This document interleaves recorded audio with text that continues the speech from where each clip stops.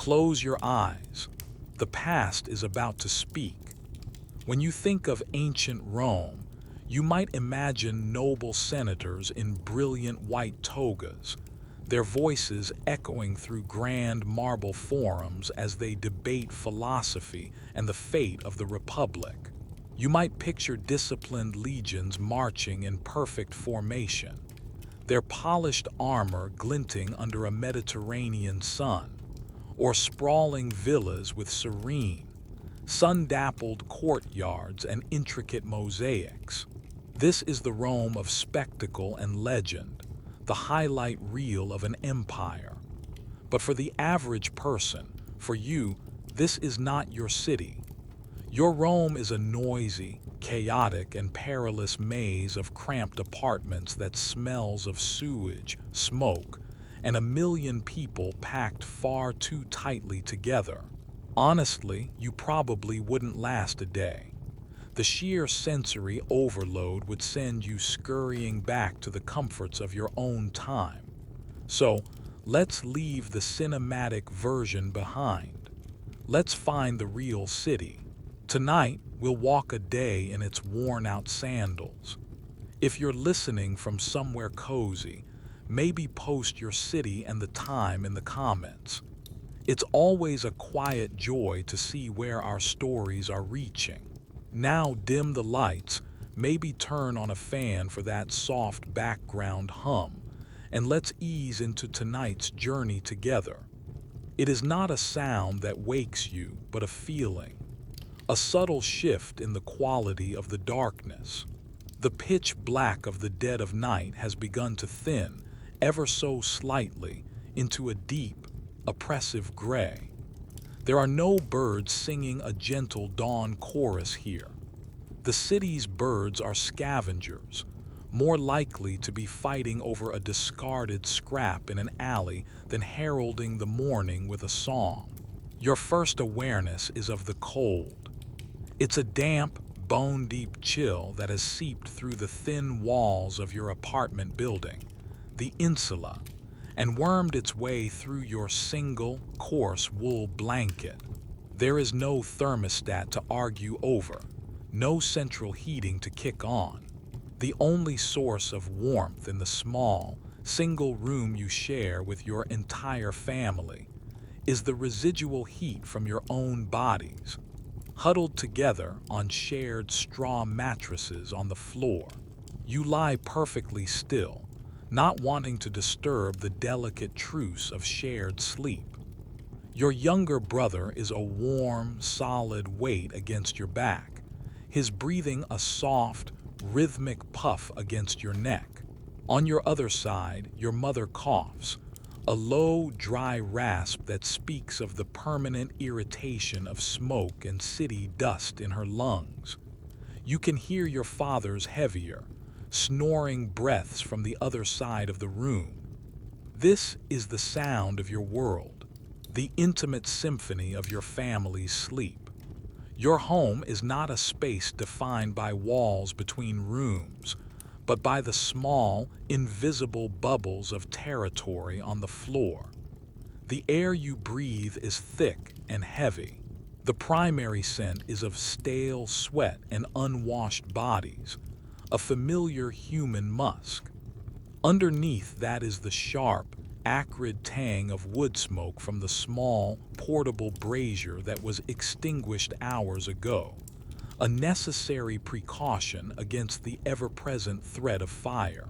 And beneath that, a faint but persistent miasma of decay. It's the smell of the city itself, a complex perfume of refuse rotting in the streets below, of backed-up sewers, of the nearby tanneries and butcher shops.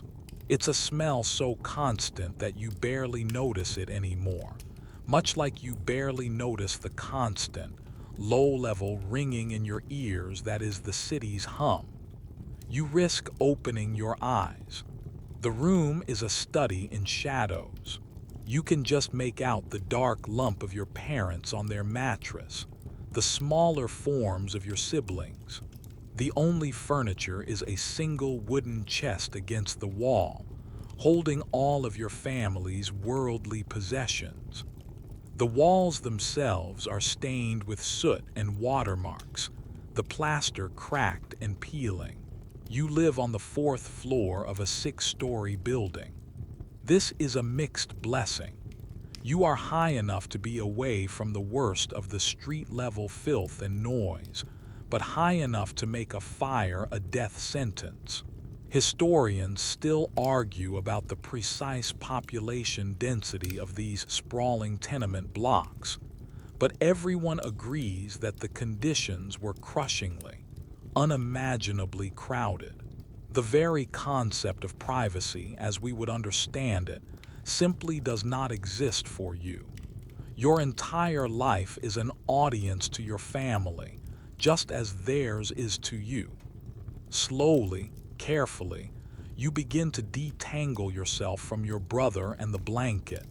The floor is cold and rough against the soles of your feet. You move with a practiced stealth, a bodily knowledge born of years of navigating this cramped space in the dark. A single clumsy step could wake everyone, and these last few moments of relative quiet are precious. From the street below, the first sounds of the waking city are beginning to filter up through the small, unglazed window opening. It's not the roar of traffic, but something more organic. The low, guttural braying of a donkey, the rhythmic clatter of wooden wheels on stone as the first supply carts make their way to the markets, and the distant, metallic clang of a blacksmith's hammer finding its rhythm for the day. The city is a great beast, stirring from a shallow, restless sleep. You reach the wooden chest and lift the lid. Inside, your clothes are waiting. There are no closets full of options here. Your wardrobe is simple and functional. You pull on your tunic, a basic garment of undyed, coarse wool. The fabric is scratchy against your skin, a constant, low-level irritation that you've long since learned to ignore. You secure it at your waist with a simple leather belt. This is your uniform, the attire of the Roman working class. It is practical, durable, and a clear marker of your station in life. No gleaming armor, no toga of pristine white. Just this humble, functional tunic. As the gray light strengthens, it illuminates the dust motes dancing in the air, a miniature galaxy swirling in the single shaft of pre-dawn light. You see the city for what it is, a living, breathing organism built not of marble and monuments, but of countless small, fragile lives like yours. The challenge of the day is not to conquer provinces or debate in the Senate, but to simply endure, to find work, to find food, to avoid danger, and to make it back to this small, cold room at the end of the day. And in this quiet moment, as you stand dressed in the growing light, there is a sense of resilience. It is the simple, profound act of rising to meet the day, no matter how difficult it promises to be. Your family is still asleep. The city is just beginning to roar, and your day has begun. Your mother is the next to stir, her movements slow and deliberate as she pushes herself into a sitting position. A quiet groan escapes her lips, the universal sound of a body protesting the transition from rest to labor. One by one, the rest of your family follows suit, a slow, synchronized rising in the dim, gray light. The small room, which felt empty with just you standing in it, suddenly feels crowded again, filled with the sleepy, shuffling energy of 5 other people. There are no morning pleasantries, no cheerful greetings. The shared understanding is that the day is a burden to be picked up, and it is best done with a quiet, focused resolve. Your father moves toward the wooden chest, the one that holds all your belongings and retrieves the morning's meal. This is the intaculum, the Roman breakfast, and it is a stark and simple affair. There are no sizzling pans, no smell of roasting meat or baking pastries. There is only a small, round loaf of dark bread and a clay jug filled with watered-down wine. He places them on the lid of the chest, which now serves as your breakfast table. He takes the bread in his large, calloused hands and breaks it.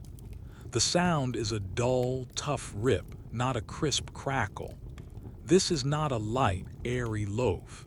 It is dense, heavy, and made from a coarse flour, likely emmer or spelt wheat. He hands you a piece and you take it. It feels solid and substantial in your palm. This is your fuel for the morning. You look at the chunk of bread, its dark crust and dense, grayish interior.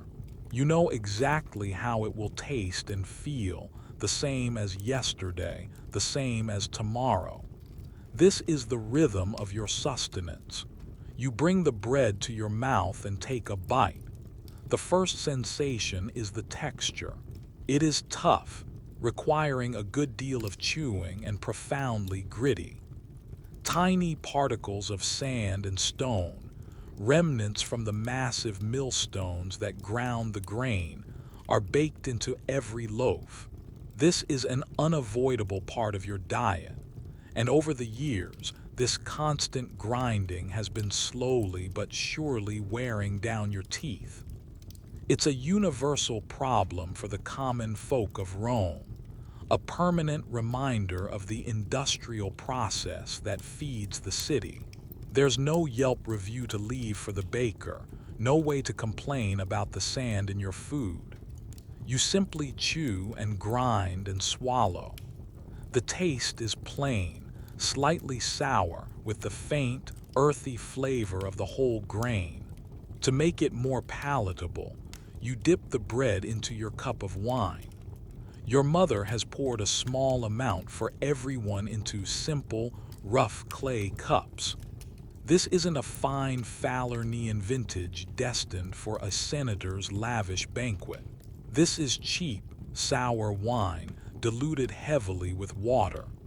Its primary purpose isn't intoxication or even pleasure.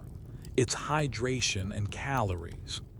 The water in Rome, drawn from the aqueducts, is a marvel of engineering, but by the time it reaches the public fountains in a neighborhood like yours, its cleanliness can be suspect. The small amount of alcohol in the wine helps to kill some of the invisible things that might otherwise sicken you. It's a practical, if not delicious, solution. The wine-soaked bread is softer, easier to chew, and the liquid dulls the gritty texture. The sourness of the wine complements the sourness of the bread. Sometimes, if the family has had a good week, there might be a small piece of salty cheese or a few wrinkled olives to go with it, or perhaps a single clove of garlic to rub against the bread's rough surface, imparting a sharp, welcome flavor. But this morning, it is just bread and wine. You eat in near silence, the only sounds the rhythmic chewing and the occasional cough. There's no morning news to discuss, no plans for the day to coordinate beyond the base need to work and survive. Each of you is lost in your own thoughts, mentally preparing for the hours ahead. You notice there's no longing for anything sweet.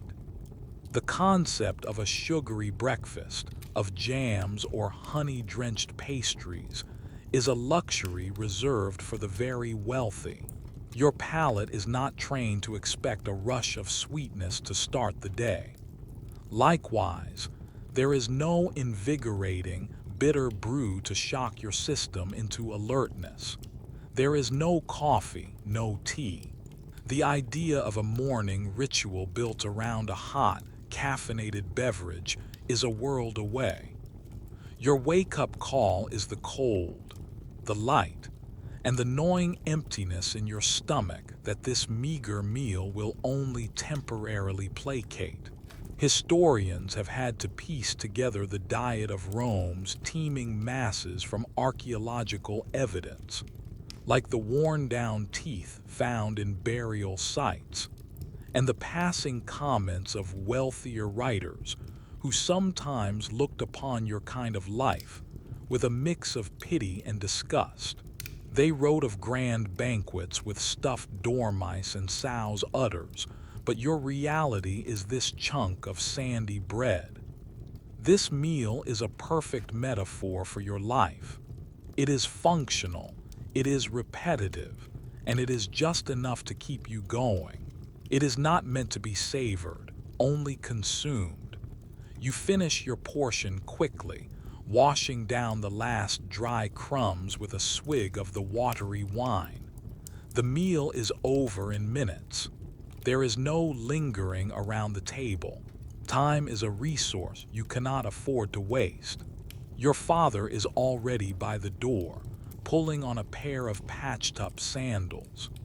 Your mother has begun the day's first task, tidying the bedding, folding the blankets to be stored in the chest, reclaiming the floor space that served as your bedroom just moments ago.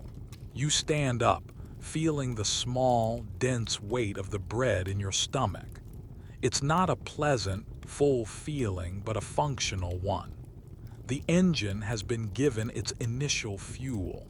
It's enough to get you out of the insula, down the 6 flights of stairs, and into the roaring chaos of the city streets.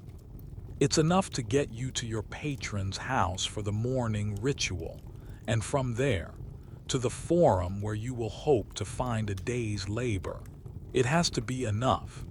This simple, gritty meal is an act of profound human resilience. It is the quiet, uncelebrated foundation upon which the entire grand spectacle of Rome is built. With a final nod to your mother, you turn and follow your father out of the room, ready to descend into the belly of the beast. The moment you step out of your family's small room and onto the narrow, rickety landing, the world transforms. The intimate, familiar quiet of your home is shattered, replaced by the full, unfiltered sensory assault of the insula. Your building is a vertical city, a hive of humanity stacked one on top of the other, and the stairwell is its main artery, already pulsating with the morning rush. The air here is even thicker than in your room, a chaotic blend of smells from every apartment. From one doorway wafts the sharp scent of frying garlic. From another, the unmistakable odor of a chamber pot being emptied out a window. The cries of a baby echo from the floor above, a sound that seems to be a permanent feature of the building. While 2 floors down, a loud and violent argument is already in full swing. The angry Latin words indistinct, but the fury behind them perfectly clear. You follow your father to the stairs, which are more like a steep, narrow ladder than a grand staircase. The wooden treads are worn smooth and grooved from the passage of countless feet, and they creak and groan under your weight, protesting with every step. There is no handrail, just the rough, grimy wall to brace yourself against. You descend with a practiced, nimble gait, your body knowing instinctively how to navigate the treacherous descent. A misstep here could mean a nasty fall, a twisted ankle that would spell disaster for a man who works on his feet. The stairwell is dark, lit only by the slivers of light coming from open doorways and the gray square of the sky visible from the very top. As you go down, the sounds from the street grow louder, more defined. The general hum sharpens into individual noises, The sharp crack of a whip, the high-pitched shouts of vendors hawking their wares, the squeal of an ungreased axle on a heavy cart. The symphony of the city is tuning up for its daily performance. With each floor you pass, the quality of life seems to improve slightly. The apartments on the lower levels are larger, more expensive. You might catch a glimpse of a painted wall fresco or a piece of sturdy furniture through an open door, a world away from your bare, cramped room on the fourth floor. The people you pass on these lower levels are dressed in slightly better wool, their faces a little less etched with worry. This is the stark, vertical hierarchy of Roman apartment living. Finally, you reach the ground floor.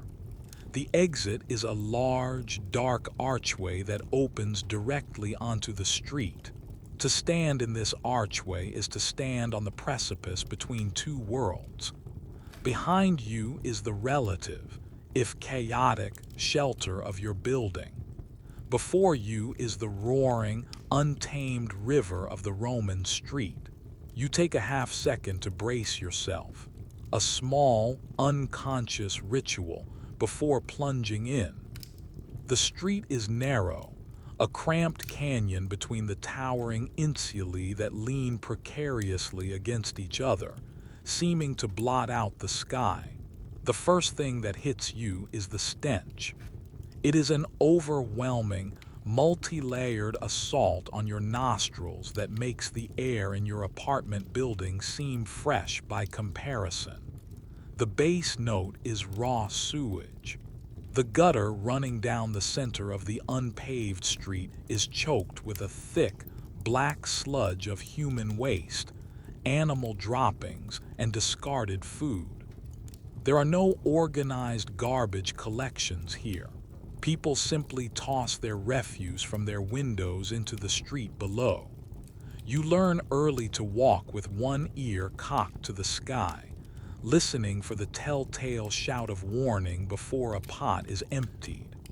It's a macabre but necessary life skill. On top of that smell is the dust. The endless river of feet, hooves, and wheels kicks up a constant cloud of fine, gritty dust that coats everything, getting in your eyes, your nose, your mouth.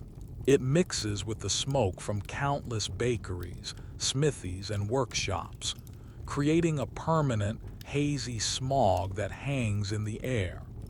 You navigate this obstacle course with an innate expertise. Your eyes dart constantly, scanning the ground for the deepest pools of filth, the treacherous pile of rotting vegetables, the sleeping dog that might snap if disturbed. You hop over a stream of questionable liquid flowing from an alleyway and deftly sidestep a train of mules laden with amphorae of wine, their owner shouting curses at them and anyone else in his way. The noise is a physical force, a wall of sound that presses in on you from all sides. There are no zoning laws here.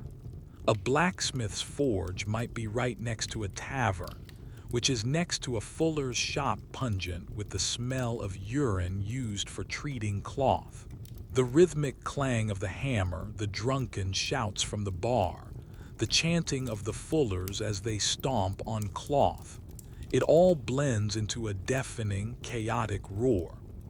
Children, seemingly feral, dart through the crowds, shrieking and laughing. Women stand in doorways, gossiping loudly. A fortune teller with wild eyes and a painted face tries to grab your arm, promising to tell your future for a single coin. You shake him off without breaking stride. This is a world away from the pristine, orderly images of Roman roads we often see. Those grand, paved highways were for connecting cities, for marching legions.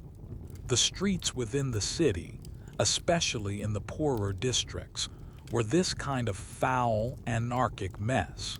Historians debate whether the famous Roman paving extended into every back alley of these neighborhoods. For you, the ground is mostly packed earth, mud, and filth. You and your father do not speak. It would be pointless to try and shout over the din. Instead, you communicate with a shared sense of purpose, moving as a single unit through the churning chaos. Your destination is the house of your father's patron, a wealthy man whose favor is essential to your family's survival. This morning ritual, the salutatio, is the first and most important task of the day. As you walk, you see hundreds of others like you, men in simple tunics, all hurrying in the same general direction, their faces set with the same mixture of hope and anxiety. You are all minnows, swimming upstream through the turbulent waters of Rome, heading toward the gravitational pull of the wealthy and powerful. The city is not a playground, it is a predator, and your first task of the day is to walk directly into its mouth. After a brisk and harrowing walk, the character of the streets begins to change. The narrow, stinking alleys of your neighborhood slowly give way to wider, cleaner avenues.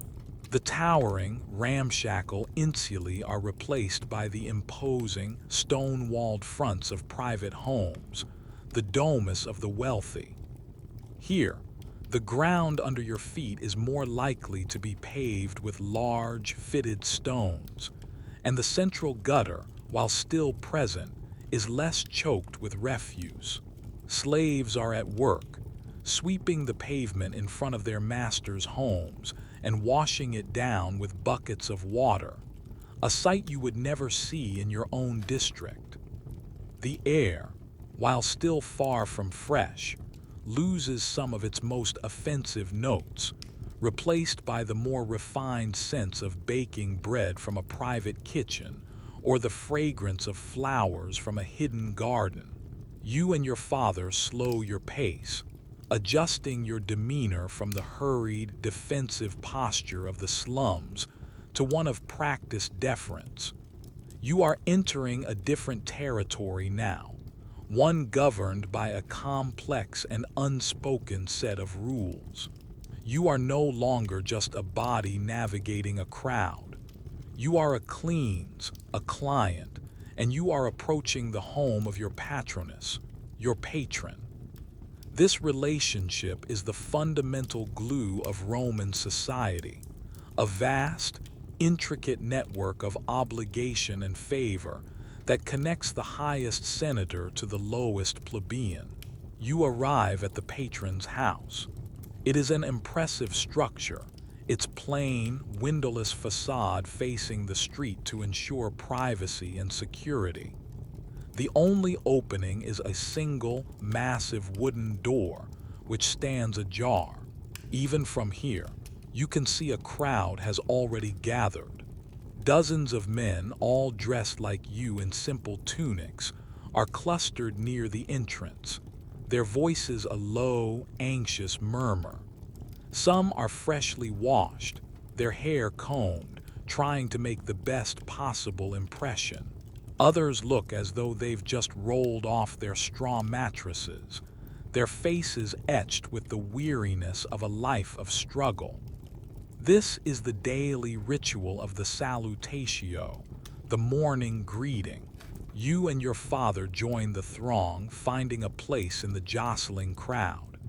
You are a small fish in a very large school. Every man here has a similar goal: to be seen by the patron, to offer a formal greeting, and in return, to hopefully receive the sportula. The sportula was originally a small basket of food, bread, cheese, some vegetables, enough to provide the day's main meal. However, over time, for many patrons, this has been replaced by a small cash payment. Today, you are hoping for the cash. A few coins in hand offer more flexibility than a basket of food of questionable quality. The tension in the crowd is palpable. It is a strange mix of camaraderie and competition. You might exchange a quiet nod with a man you see here every morning, a shared acknowledgement of your mutual dependency. But at the same time, every man here is a rival for the patron's limited time and generosity. A subtle hierarchy exists even within this crowd of supplicants. Those who have a longer-standing relationship with the patron, or who can offer a more valuable service in return. Perhaps they are skilled artisans or have political influence in their guild, will try to position themselves closer to the door, hoping for a private word. You and your father are near the back. You are simple laborers. Your only asset is your loyalty and your presence here this morning. After what feels like an eternity of waiting and shuffling, the crowd begins to move. The patron's slaves, identifiable by their simple clothing and often their shaved heads, begin to admit the clients in a slow, orderly procession. You file through the fossés, the narrow entrance hall of the house, and into the atrium. The moment you step inside, it's like entering another world. The noise and smell of the street vanish, replaced by a cool, quiet dimness. The atrium is a large, open-air room, the heart of the Roman house. In the center of the ceiling is a rectangular opening, the compluvium, through which a serene column of morning light illuminates the space. Directly below it, set into the mosaic floor, is a shallow pool, the impluvium, designed to catch rainwater. The sound of a gentle trickle of water from a small fountain echoes in the grand space. The walls are covered in vibrant frescoes depicting scenes from mythology, and the floor is a complex pattern of tiny, colored tiles. In the corners of the room are wax portraits of the patron's ancestors, their stern, lifelike faces staring down at you, a reminder of the family's long and distinguished lineage.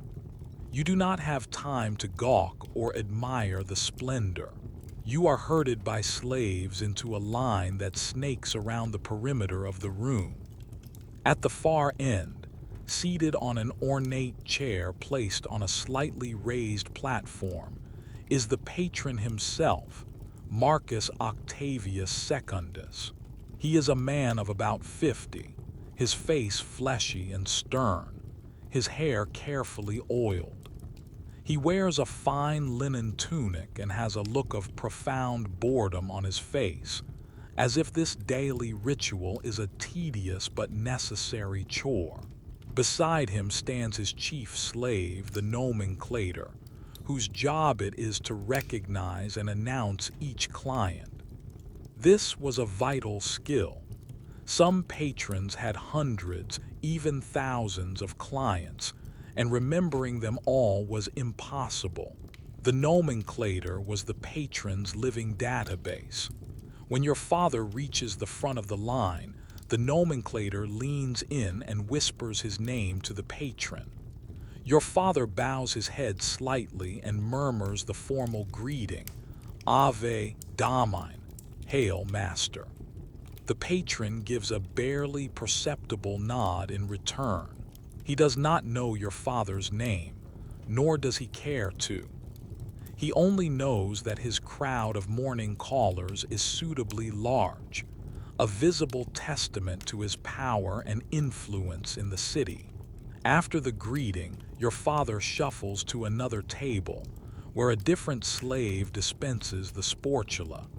Today, it is indeed coins. The slave counts out a few small bronze asses into your father's waiting palm. It's not much, but it's something. It's a guarantee of food for the evening. You are too young and insignificant to warrant a personal greeting. You simply stand behind your father, a silent appendage to his supplication. This entire process, which is so critical to your life, is also deeply humiliating. It is a daily reinforcement of your lowly status. You must act grateful for the leftover scraps from a rich man's table, a man who sees you not as a person, but as a small, insignificant part of the scenery that validates his own importance. We can only speculate about the true feelings of the men who endured this daily ritual. The mix of resentment, necessity, and perhaps even a twisted sense of loyalty. But as you receive the small handful of coins, the primary feeling is relief. The first objective of the day has been achieved. You have secured the family's dinner. Now, you must secure your own. You follow your father back out of the cool, quiet opulence of the domus and into the harsh reality of the street. The small, cold weight of the coins, a reassuring presence in your hand. With the sportula secured, a small but vital victory, your father's obligation for the day is done. The coins he received will go to your mother to buy the evening meal. His path now might lead him to a local tavern to catch up on gossip, or to the forum to listen to the latest political news. His day a mix of minor errands and social calls. But your day of labor has not yet begun. You part ways with a simple nod. He turns left, heading toward the heart of the city, and you turn right, making your way to one of the informal labor markets where men like you, young and without a fixed trade, gather in hopes of finding a day's work. You are now on your own, a solitary figure navigating the still chaotic morning streets. The sun is higher in the sky, climbing above the rooftops of the insulae, and its growing warmth is beginning to cut through the morning chill. The city's energy has intensified. The crowds are thicker, the noise louder. Merchant stalls are now fully open, their owners shouting their prices, trying to lure in customers. The smells have changed too. The sharp aroma of baking bread is more prominent now as the city's many bakeries get into full swing, and the metallic, smoky scent from blacksmiths' forges hangs heavy in the air. Your destination is a large, open square a few blocks away. This is not a grand, marble-paved forum for senators and lawyers. It is a dusty, noisy, functional space where goods are traded, deals are struck, and most importantly for you, labor is hired. As you approach, you can see the crowd already gathered. It is a sea of men, a cross-section of Rome's working poor. There are wiry teenagers like yourself, hoping their youthful strength will be their selling point. There are older men, their bodies hardened and scarred from a lifetime of hard labor, their faces anxious, hoping their experience will be valued.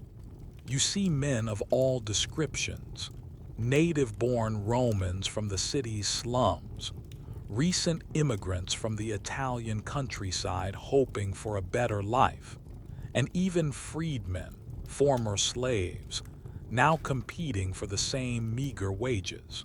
You find a spot on the edge of the square, leaning against a rough brick wall, and begin the waiting game. This is the reality that debunks the myth of the lazy Roman mob, supposedly living entirely on bread and circuses. While the state did provide a grain dole to a limited number of registered citizens, it was never enough to live on. It was a supplement, not a substitute for work. For the vast majority of the city's population like you, if you did not work, you did not eat. The competition here is fierce and desperate.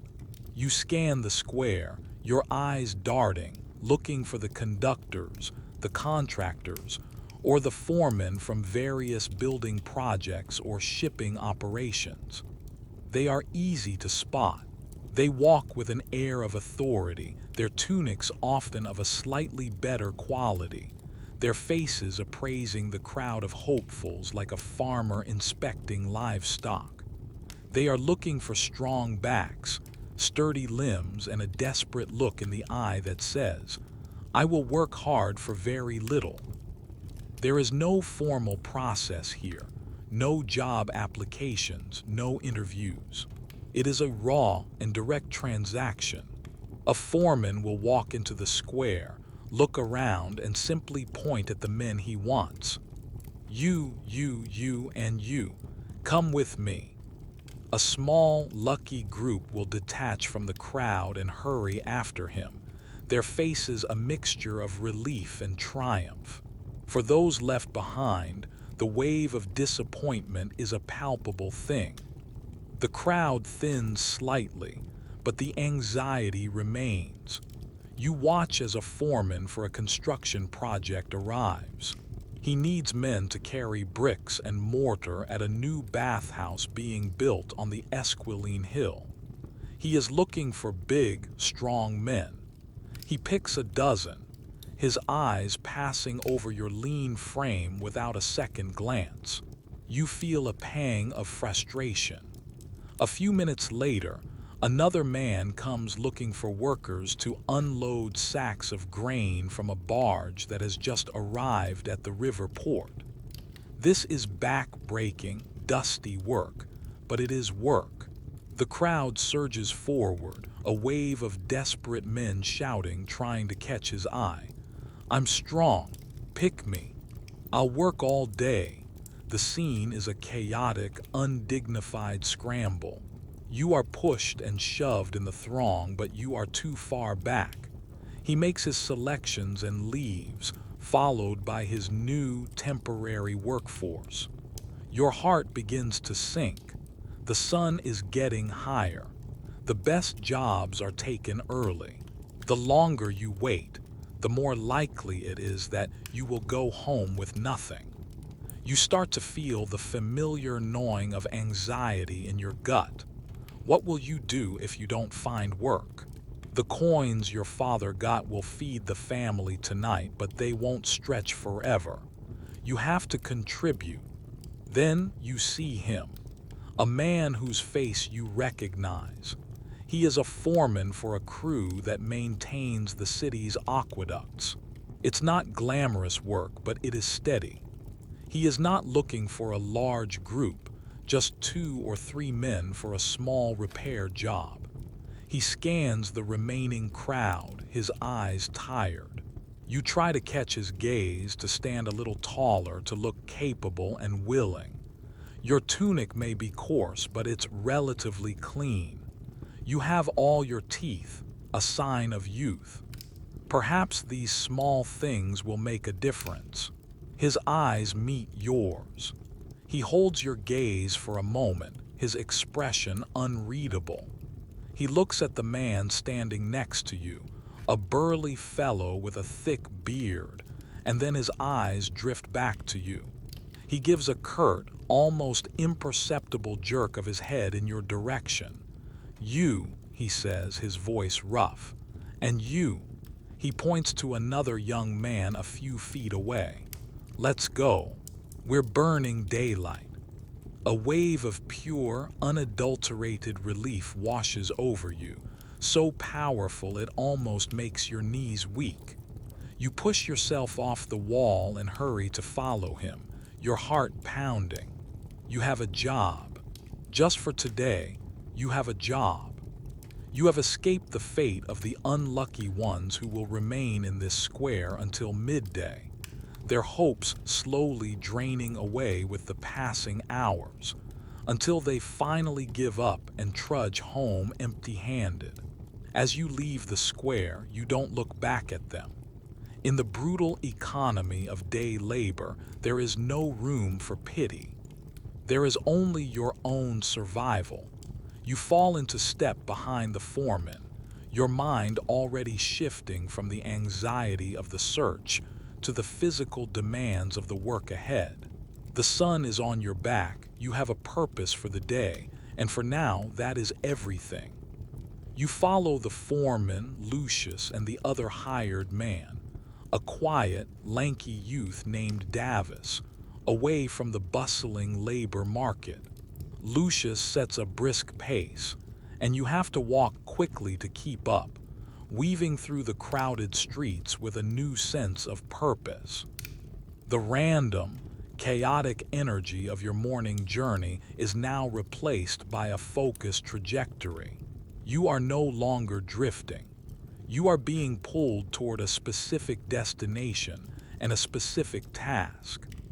Your job site is a section of the Aqua Marcia, one of the great aqueducts that serves as a lifeline for the city of Rome, carrying fresh, clean water from springs many miles away.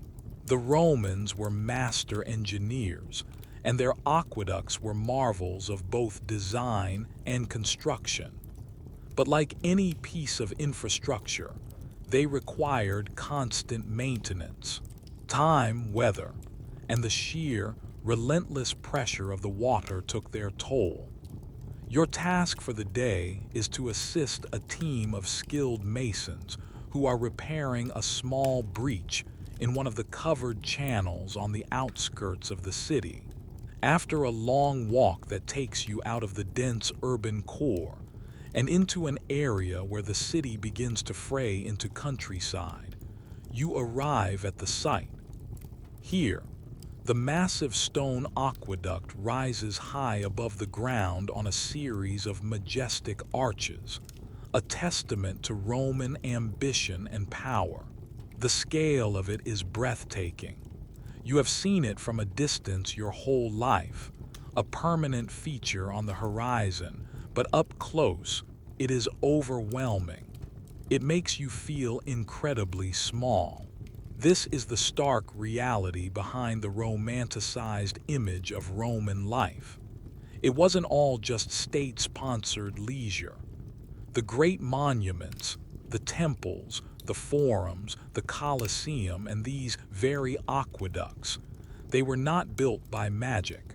They were built and maintained by the sweat and muscle of countless men like you. Historians often discuss the role of slave labor in these massive projects, and it was certainly significant, especially in the initial construction.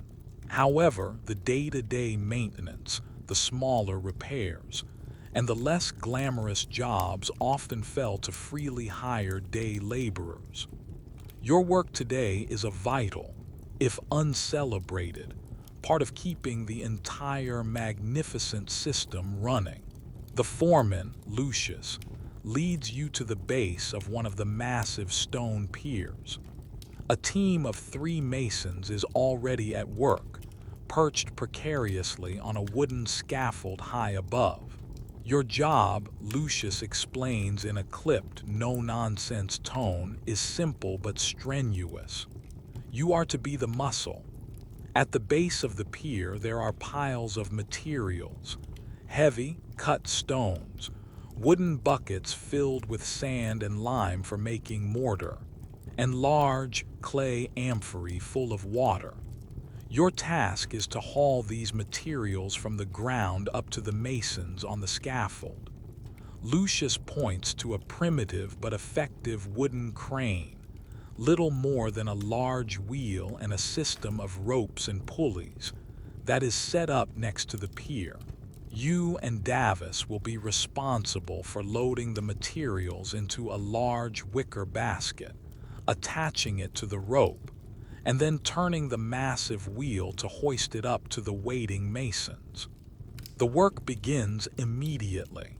The first load is a large dressed stone, a heavy block of travertine that must weigh as much as you do. With grunts and strained muscles, you, Davis, and Lucius manage to roll it into the basket. Lucius secures the ropes, then shouts up to the masons that the load is coming. Then he turns to you and Davis. "All right, earn your pay," he grunts. You each take a position on the large wooden wheel which is set horizontally. You grab the thick, rough-hewn spokes and begin to push. At first, it doesn't budge.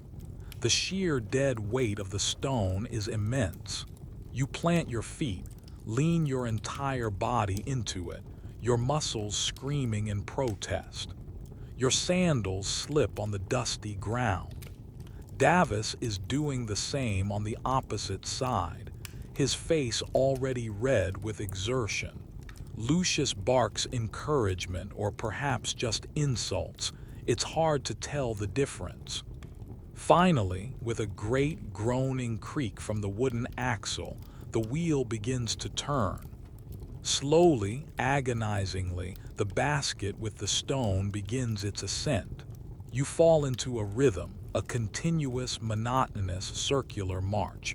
Push, step, push, step. The sun, now climbing towards its zenith, beats down on your back. There is no shade here.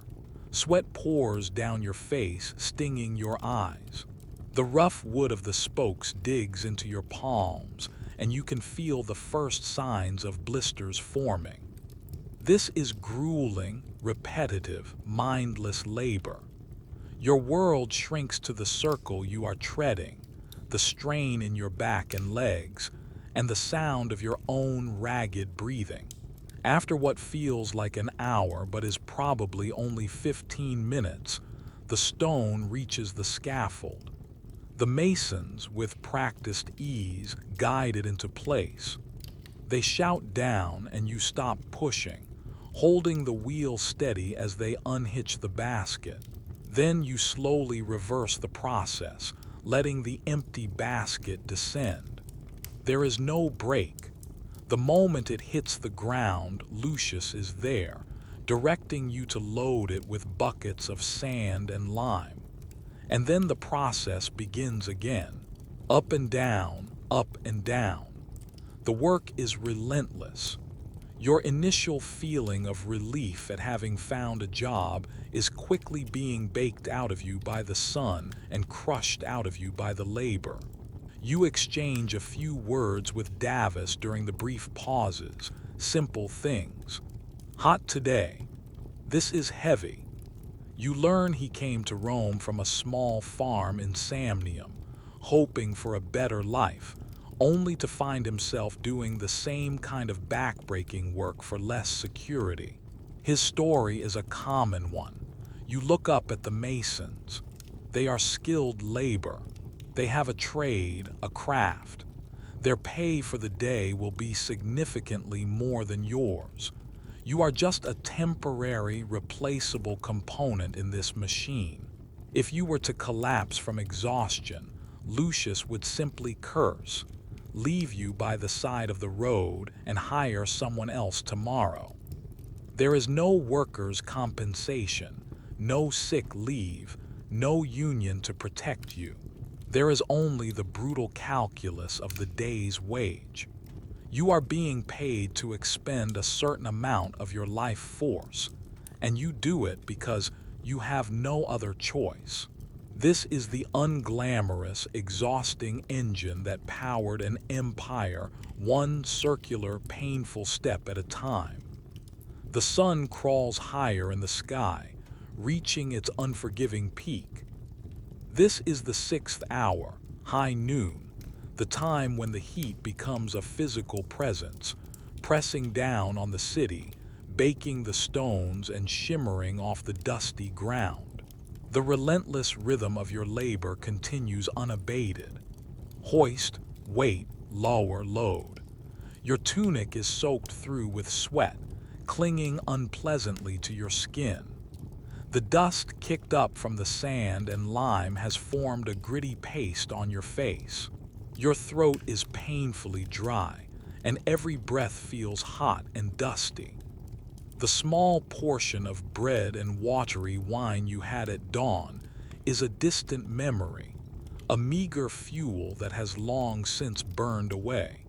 A deep, aching fatigue has settled into your bones. Finally, Lucius the foreman calls up to the masons, his voice raspy. "All right, break for midday meal." The words are the most beautiful sound you have ever heard. You and Davis let go of the wheel with a final, weary sigh, the wood slick with your sweat.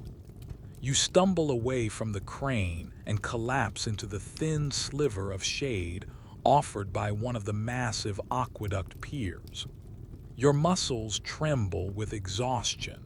You sit on the hard ground, your back against the cool stone, and for a moment you just breathe, letting the waves of fatigue wash over you. There is no catered lunch truck, no break room. Your midday meal, the prandium, is as simple and functional as your breakfast. But unlike breakfast, it is not something you brought from home. Most laborers like you would rely on one of the many street food vendors that were a ubiquitous feature of Roman city life. Before you left for the work site, Lucius had given you and Davis a single, small denomination coin each, an advance on your day's wages specifically for this purpose. Near most large work sites or busy public areas, a temporary ecosystem of commerce would spring up. 100 yards from your work site, where the main road passes by, a woman has set up a small, smoky stall. This is a pop-up thermopolium, a Roman fast food counter. It's a very basic setup, a portable charcoal brazier on which a large clay pot simmers, and a few wooden planks laid over barrels to serve as a counter. The smell emanating from it is a mixture of wood smoke, cheap cooking oil, and something vaguely savory. It's not an appetizing smell, but to your famished stomach, it's irresistible. You and Davis walk over, your legs stiff and heavy. You join a small line of other laborers, carters, and travelers. The woman running the stall is stout, her face ruddy from the heat of the brazier, her hands moving with brisk efficiency. The menu is simple.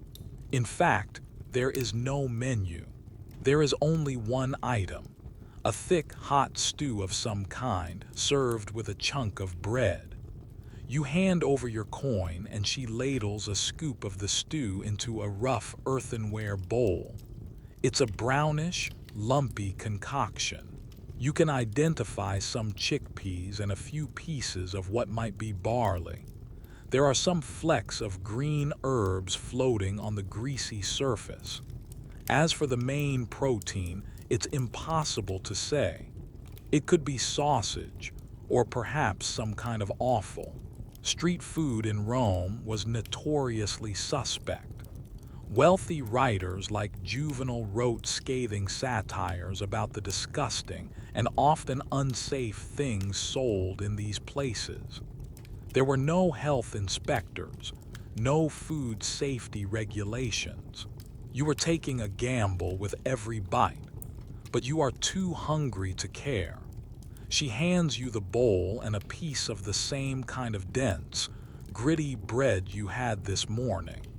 You find a place to sit on the ground, away from the dust of the road, and begin to eat. You don't use a spoon. You just use the bread to scoop up the stew. The first bite is shockingly hot, burning your tongue, but you are too hungry to wait for it to cool. The stew is heavily salted and spiced, a common practice to mask the taste of ingredients that might not be entirely fresh. It's oily and the texture is a bit mushy, but it is hot, it is savory, and it is filling. It is fuel. The bread, as before, is gritty, but it serves its purpose, soaking up every last drop of the stew from the bottom of the bowl. You eat in silence, focused entirely on the task of refueling your body. This is a moment of pure animal necessity. Around you, other men are doing the same, their faces grim with fatigue, their jaws working mechanically. This shared, silent meal is a brief truce in the day's battle against exhaustion. It's a moment of profound human connection in its most basic form. There is no conversation, just a mutual understanding of shared hardship and the simple, restorative power of a hot meal. So before this great story continues, please take a moment to like the video and subscribe, but only if you're enjoying our journey together. Your support means the world. Finishing your stew, you feel a small spark of life returning to you. The gnawing emptiness in your stomach is replaced by a warm, heavy fullness. It's not a feeling of vibrant energy, but rather a dulling of the sharp edges of your hunger and fatigue. You know this feeling will not last long. Once you start working again, your body will quickly burn through these newfound calories. But for now, in this brief moment of rest, it is enough. You and Davis return your empty bowls to the vendor and walk back toward the towering shadow of the aqueduct. Lucius is already there, chewing on a piece of cheese, impatience written on his face. The break is short, no more than 30 minutes. There are no legally mandated break times. The length of the pause is determined entirely by the whim of the foreman. As you sit and wait for the masons to finish their own meal, you look at your hands. The skin on your palms is red and angry, and a blister is already forming at the base of your thumb. The afternoon promises to be just as grueling as the morning, if not more so, as the day's accumulated fatigue sets in. But you have been fed. You have rested for a moment, and with a deep, resigned sigh, you prepare yourself to once again take your place at the great, groaning wheel. The second half of the day is a mirror image of the first, only harder. The brief respite of your lunch break evaporates the moment you lay hands on the rough spokes of the hoisting wheel. The heavy fullness in your stomach from the questionable stew quickly curdles into a leaden weight, and the initial wave of renewed energy is a fleeting memory. The sun has begun its slow descent in the western sky, but its heat remains trapped between the ground and the hazy air, creating a sweltering, oppressive atmosphere. The city simmers like a pot left too long on the fire. Your body, which was merely complaining this morning, is now screaming in protest. The blister on your thumb has burst, leaving a patch of raw, stinging skin. Your back is a tapestry of dull aches and sharp pains. Your leg muscles, pushed beyond their normal limits, feel weak and tremulous. Every rotation of the great wheel is an act of sheer will. You and Davis have fallen into a grim, synchronized silence, your movements mechanical, your faces blank masks of exhaustion.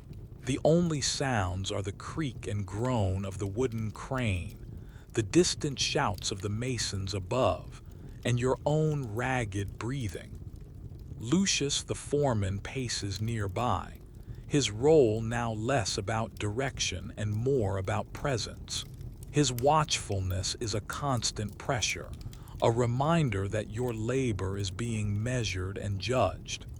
He offers no words of encouragement, only the occasional sharp command if the pace slackens. Heave, put your backs into it. The sun won't wait for you.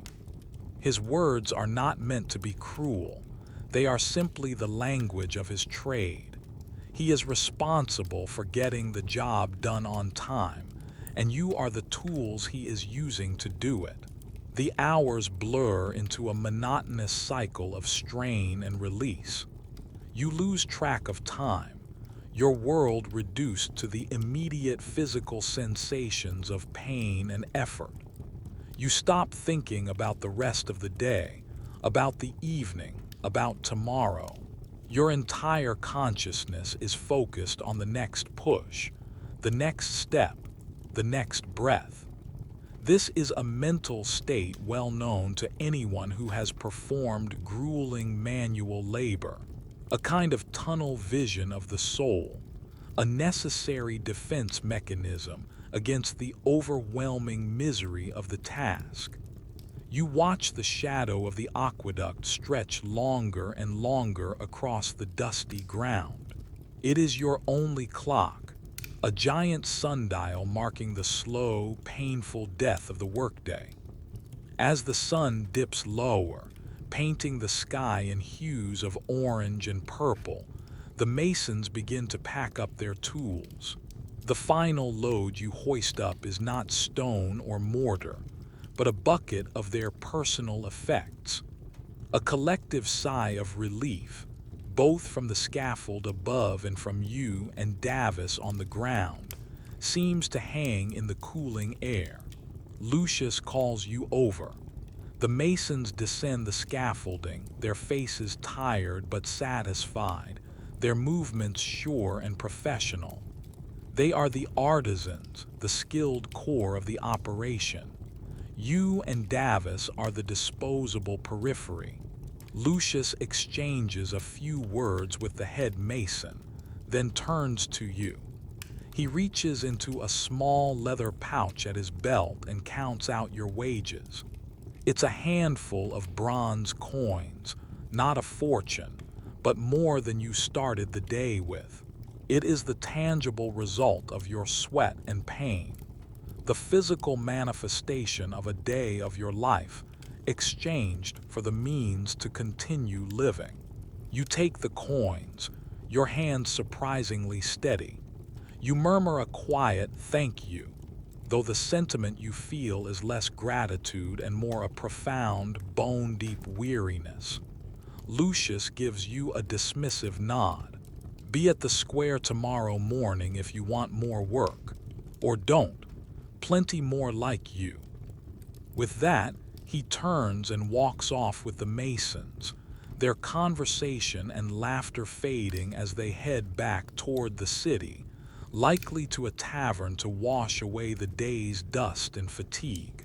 You and Davis are left alone beside the silent, towering structure of the aqueduct. You exchange a look, a shared acknowledgement of the ordeal you have just survived. There's no grand farewell. See you tomorrow, maybe, he says, his voice flat. You nod in reply. You will probably never see him again. The world of day labor is one of fleeting, temporary alliances. He turns and shuffles off in one direction, and you turn in the other, back toward the sprawling heart of Rome. The walk home is a slow, painful shuffle. Every muscle aches. The journey that was brisk and purposeful this morning is now a leaden trudge. The coin pouch feels heavy in your hand, a small, hard knot of achievement. As you get closer to the city center, the streets are still teeming with people. The workday for laborers may be ending, but for other parts of the city, the day is just shifting into its next phase. Well-to-do citizens, their own work for the day long finished, are now heading out for leisure to the baths, to dinner parties, to the theaters. Their clean clothes and relaxed gaits are a stark contrast to your filthy, sweat-stained tunic and exhausted shamble.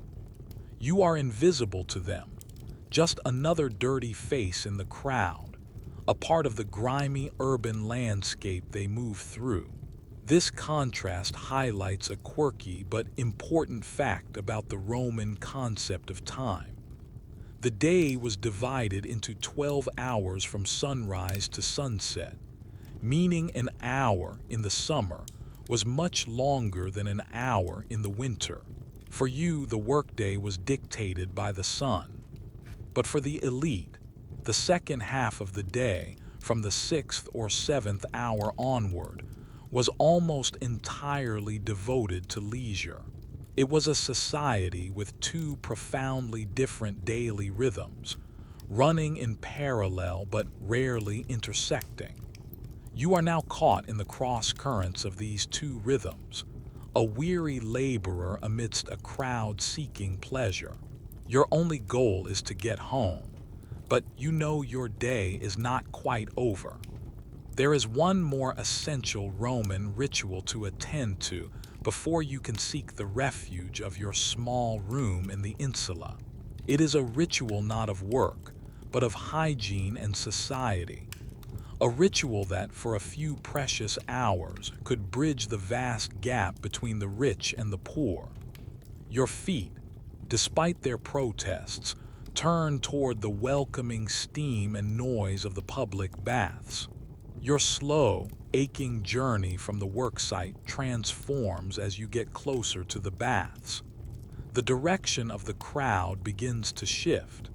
You are no longer fighting against a current of people, but joining a great, flowing river of humanity, all heading to the same destination. Men of all ages and social classes are converging on this single point, their faces alight with anticipation. The fatigue that had settled so deeply in your bones is now mingled with a spark of eagerness. The baths are not just a place to get clean. They are the beating heart of Roman social life and the great equalizer of the city. You arrive at the entrance to the Baths of Agrippa, one of the first of the great public bathhouses, or thermae, gifted to the people of Rome. The facade is immense and imposing, a grand structure of brick and stone, but the entrance fee is a pittance, just a single quadrans, the smallest denomination of Roman coin. It was a price set deliberately low so that almost anyone, even a day laborer like yourself, could afford it. You hand over your coin to the attendant at the door and step inside. The transition is immediate and overwhelming. You move from the dusty, chaotic noise of the street into a world of echoing marble, splashing water, and 1,000 simultaneous conversations. The sheer scale of the interior is designed to impress, to make you feel like a citizen of a grand and powerful empire. The air is warm and humid, thick with the scent of steam, human sweat, and the perfumed oils used by wealthier patrons. It's a complex, heady aroma, the signature perfume of the Roman baths. Your first stop is the apoditerium, the changing room. This is a large, bustling chamber lined with rows of small, open cubbies or niches carved into the walls. Here, you must strip off your filthy, sweat-caked tunic. There are no private changing stalls, no sense of modesty. Men are everywhere in various states of undress, talking, laughing, and greeting one another. You see a senator, identifiable by the purple stripe on his tunic which he is carefully folding, standing near a grimy-looking merchant and a scarred ex-soldier. Here, in the shared vulnerability of nakedness, some of the rigid social barriers of the outside world begin to melt away. However, security is a major concern. There are no lockers, no keys. You can either hide your clothes and the few coins you have left in your niche and hope for the best, or you can pay a small fee to one of the capsarii, slaves who watched over the clothes. Theft was rampant in the baths, a constant source of anxiety that historians find referenced in many ancient texts. You decide to risk it. You fold your tunic as best you can, tuck your precious wage coins deep inside it, and shove it into an empty niche high up on the wall, hoping it will be inconspicuous. Now completely naked, you feel both exposed and liberated. The grit and grime of the day's labor are still a film on your skin. Your body is a map of your social standing. Your farmer's tan, your calloused hands, the raw blister on your thumb, the thinness of your frame, all mark you as a member of the working class. But here, at least, everyone is in a similar state. Before entering the main bathing sequence, many Romans would engage in some light exercise to work up a sweat. You walk from the changing room into the palestra, a large open-air courtyard. The scene here is one of vibrant, energetic activity. In one corner, a group of men are lifting heavy stone dumbbells, their muscles straining. In another, two men are engaged in a mock wrestling match, grappling in the sand. A group of youths is playing a fast-paced ball game, something like handball, their shouts echoing off the high walls. The air rings with the grunts of exertion and the thud of bodies. You are too exhausted from your day of actual labor to entertain the idea of recreational exercise. The thought of lifting a heavy stone for fun is absurd to you. This is a significant and often overlooked social divide. For the Roman elite, whose work was sedentary or intellectual, the palestra was a necessary place to cultivate a fit and strong physique. For you, your physique is simply a tool, already pushed to its limit. Instead, you just watch for a few minutes, a spectator to this world of leisure. You decide to begin the bathing process. The typical routine involved moving through a series of rooms with progressively hotter temperatures, a ritual designed to open the pores and sweat out the body's impurities. Your first stop is the tepidarium, the warm room. You enter a grand, vaulted hall, the air pleasantly warm and steamy. The walls and floor are heated by the Roman system of central heating, the hypocaust, where hot air from a furnace circulates through cavities under the floor and in the walls. This feat of engineering is what made these massive bath complexes possible. The room is filled with dozens of men, lounging on marble benches, chatting and acclimatizing to the heat. It is here that the social aspect of the baths truly comes alive. You find an empty spot on a bench. The warmth begins to seep into your aching muscles, a gentle, soothing heat that feels like a benediction. The tension in your back and shoulders begins to dissolve. You close your eyes for a moment, just soaking in the feeling of relief. The constant, low roar of conversation is a soothing background hum. You hear snippets of gossip, a heated debate about a recent chariot race, a merchant complaining about shipping costs. This is the news hub of the city, its social media feed, its living newspaper. You are not here to network or make deals, but simply to listen, to absorb the energy of the city at rest. For the first time all day, you are not working, not striving, not fighting.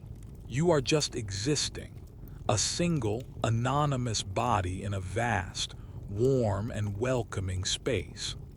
The promise of the hot rooms and the final, cleansing cold plunge still awaits, but here, in the gentle warmth of the tepidarium, the process of washing away the day has truly begun. After allowing the gentle heat of the tepidarium to loosen your weary muscles and acclimate your body, you are ready for the next stage of the bathing ritual. You rise from the marble bench and make your way toward a doorway from which billows a thick, almost opaque cloud of steam. This is the entrance to the caldarium, the hot room, the fiery heart of the bathhouse. The moment you step through the archway, the heat hits you like a physical blow. The air is searingly hot and saturated with moisture, making it difficult to breathe for the first few seconds. The temperature here is intense, maintained at a blistering level by the hypocaust system working at its full capacity directly beneath the floor.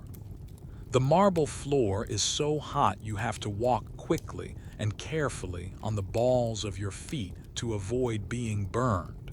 The room is smaller and more intimate than the tepidarium, and the vaulted ceiling drips with condensation. Visibility is low, with human shapes appearing as vague, shadowy forms in the thick steam.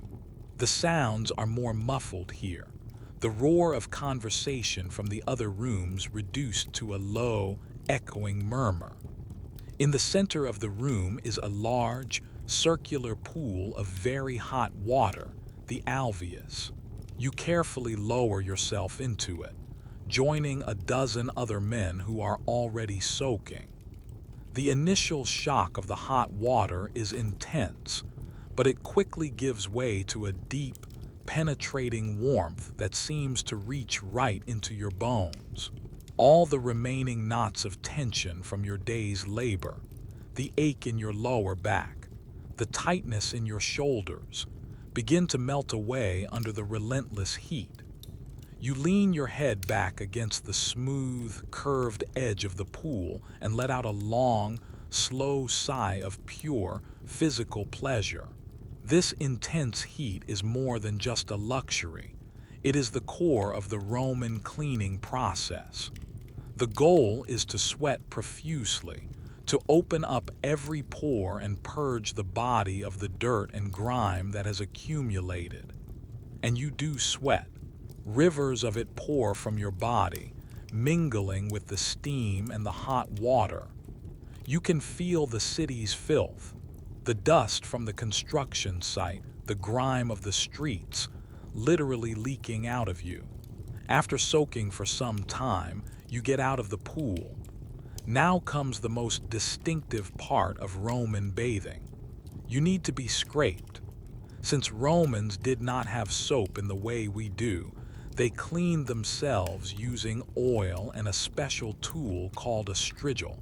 You did not bring your own oil or strigil. That was a small luxury you couldn't afford. But for a tiny fee, you can use the services of one of the bathhouse attendants. These were typically slaves, and their skill varied wildly. You find an attendant and give him one of the small coins you had set aside. He gestures for you to lie down on a marble slab at the edge of the room. He drizzles your body with cheap, warm olive oil, and then begins to scrape it off with his bronze strigil, a curved, sickle-like implement. The sensation is strange, a firm, scraping pressure that is neither painful nor entirely pleasant. He works methodically, scraping your arms, your legs, your back, your chest. With each pass of the strigil, he removes a disgusting grayish paste of oil, sweat, and dead skin. It is a strangely satisfying process, a visible and tangible removal of the day's hardships. You are being physically scoured clean. Some historians speculate about the hygienic effectiveness of this method, whether it truly cleaned the skin or just moved dirt around. But for you, in this moment, it feels profoundly cleansing. The attendant is rough and impersonal, but he is thorough. When he is finished, you feel lighter, your skin tingling and raw but undeniably cleaner than it has been all day. Your final step in the hot sequence is a quick, bracing dip in the frigidarium. You walk from the oppressive heat of the caldarium directly into a large, unheated room containing a deep pool of cold water. The contrast is shocking and exhilarating. Plunging into the cold water is a violent shock to the system. Your breath catches in your chest, and for a second, your heart feels like it stops. But the effect is immediate and revitalizing. The cold water slams your pores shut, washes away the last of the oil and grime, and jolts you out of the languid, heat-induced stupor. When you emerge from the pool, gasping, you feel reborn.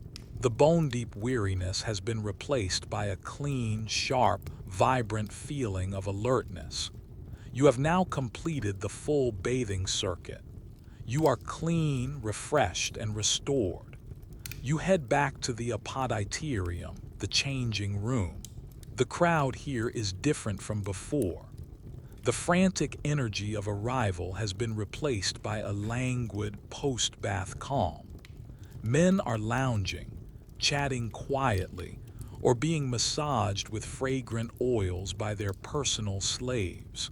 You find your niche in the wall and are overcome with a wave of relief to find your tunic and your precious coins untouched.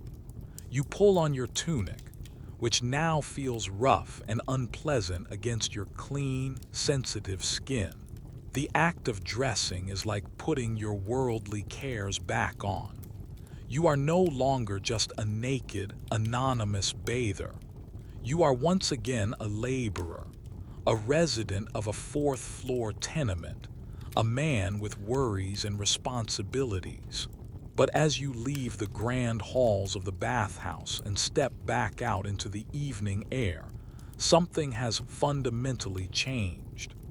The physical burden of the day has been lifted. Your body is no longer a source of pain, but a vessel of clean, tingling energy. The baths have worked their magic, providing not just hygiene but a psychological reset. For a few coins, you have been allowed to participate in a ritual that connected you to the very heart of Roman identity. A daily ceremony of renewal that made the hardships of city life just a little more bearable. You have washed away the grime of the aqueduct and the dust of the streets. You are ready to face the final part of your day, the journey home. On this particular evening, your journey does not lead you straight home. The energy on the streets feels different, a palpable buzz of excitement that has replaced the usual evening lull. Shouts and announcements echo through the avenues, and you see crowds of people, far more than usual, all hurrying in the same direction. It is a festival day, one of the ludi, the public games held to celebrate a religious holiday or a great military victory. And tonight, as a special treat, there are free games being held at the Great Flavian Amphitheater, the building you know simply as the Colosseum. The pull of the crowd is irresistible. Your fatigue has been washed away by the baths, and the prospect of free, spectacular entertainment is a temptation you cannot deny. Your father's sportula has already secured the family's dinner. Your own wages are tucked safely away. This is a rare, unexpected luxury, a chance to witness the spectacle that makes Rome the center of the world. You turn and join the river of people flowing towards the massive arena. Even from a distance, the Colosseum dominates the skyline. It is not just a building, it is a mountain of travertine and concrete, a symbol of the empire's staggering power and engineering genius. As you get closer, its sheer scale becomes almost incomprehensible. It looms over the surrounding buildings, a monument to a scale of ambition that seems more than human. The roar of the crowd already inside is a low, continuous thunder, a sound that you feel in your chest as much as you hear with your ears. Navigating the entrance is a masterpiece of crowd control. The amphitheater is ringed with 80 numbered arches, the vomitoria, designed to allow the massive crowds of up to 50,000 people to enter and exit quickly. There are no paper tickets. Entry for the lower classes was often by means of a small clay token, a tessera, distributed through patrons or guilds. But for these special festival games, the doors are thrown open to all. You are swept up in the crush of bodies, a torrent of humanity pouring into the gaping maw of the arena. You climb flight after flight of steep, dark stone stairs, the air thick with the smell of sweat, wine, and excited anticipation. The higher you go, the lower your social status. The best seats down near the arena floor are reserved for senators and equestrians. You are headed for the very top, the menianum summum in lignes, the wooden bleachers perched precariously at the summit of the structure. This was the seating for the poor, for women, for the absolute lowest rungs of Roman society. When you finally emerge from the dark stairwell into the seating area, the scene that unfolds before you is overwhelming. You are perched at a dizzying height, looking down upon a vast, sand-covered oval, the arena floor. The entire structure is a living, breathing entity, a cauldron of 50,000 people shouting, waving, and roaring as one. The sheer volume of the noise is a physical force pressing in on you. The last rays of the setting sun illuminate the western side of the bowl, while the rest is thrown into shadow, creating a dramatic, almost surreal landscape. A massive canvas awning, the velarium, has been partially unfurled by a specially trained team of sailors to shield some of the spectators from the sun, a testament to the incredible logistics of the place. You find a spot on a packed wooden bench, squeezed between a boisterous family eating sausages and a group of soldiers on leave, already drunk on cheap wine. There is no personal space, just the shared experience of the crowd. Down below, the games are already in progress. Tonight is not a day for the famous gladiatorial contests. Instead, it is a venatio, a wild beast hunt. The sand on the arena floor is raked smooth by a team of slaves. Then, from hidden gates and elevators that were part of the Colosseum's complex subterranean world, the hypogeum, a pack of wild boars, is released. They charge into the arena, snorting and confused. A moment later, a group of bestiarii, hunters armed with long spears, enter from the other side. The crowd roars its approval. What follows is not a fair fight. It is a brutal, one-sided slaughter. The hunters are skilled and efficient, working as a team to corner and dispatch the animals. The boars, terrified and out of their element, stand no chance. You watch, caught up in the visceral thrill of the spectacle. It is a mix of awe, excitement, and a touch of something darker. The sight of blood and death, served up as entertainment, is a powerful and unsettling cocktail.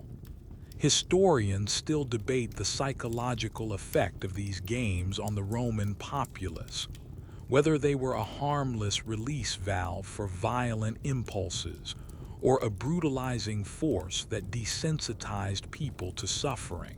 For you in this moment, it is simply overwhelming. The crowd reacts as a single organism. They gasp as a hunter makes a narrow escape. They cheer wildly at a skillful spear thrust. They boo if the action becomes too slow. The man next to you is screaming himself hoarse, shaking his fist in the air. The family on your other side is laughing and pointing, the children's eyes wide with a mixture of fear and delight. You are swept up in this collective emotion, your own individual feelings submerged in the massive tide of the crowd's response. After the boars are dragged away, leaving dark stains on the sand, there is an intermission. Acrobats and musicians perform on the arena floor, a light diversion before the main event. Vendors move through the stands selling water, wine, and snacks. The air is filled with the smell of roasting chickpeas and the sweet scent of the perfumed water that is occasionally sprayed over the crowd to cool them down and mask the stench of blood and sweat. The finale of the evening is the execution of criminals.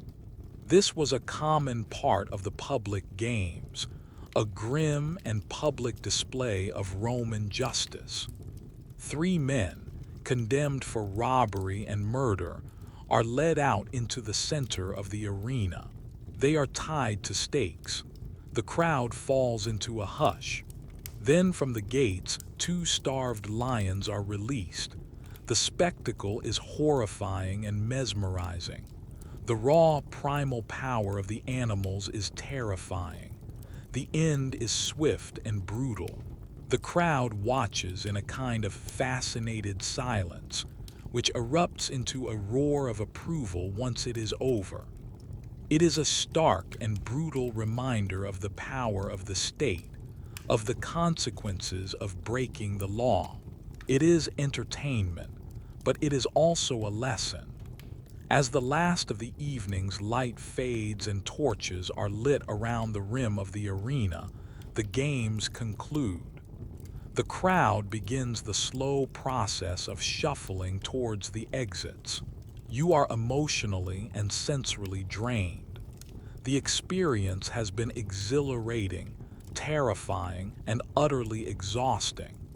It is the most potent form of mass distraction ever invented. It makes your own life of hard labor and cramped living seem distant and insignificant for a few hours.